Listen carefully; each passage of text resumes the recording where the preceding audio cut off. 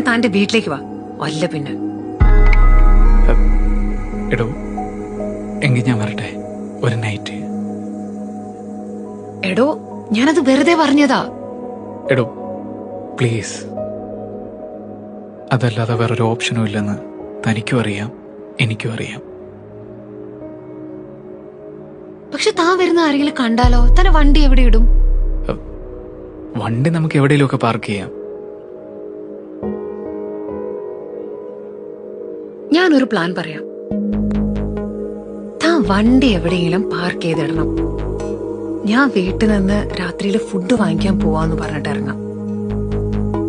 താൻ വണ്ടി കേറിയിട്ട് ആരും കാണാതെ ഹൈഡ് ചെയ്തിരിക്കണം. ഞാൻ വണ്ടി കൊണ്ട് നേരെ വീട്ടിലിടും. എല്ലാരും ഉറങ്ങി കഴിയുമ്പോ ഞാൻ വന്ന് വിളിക്കാം.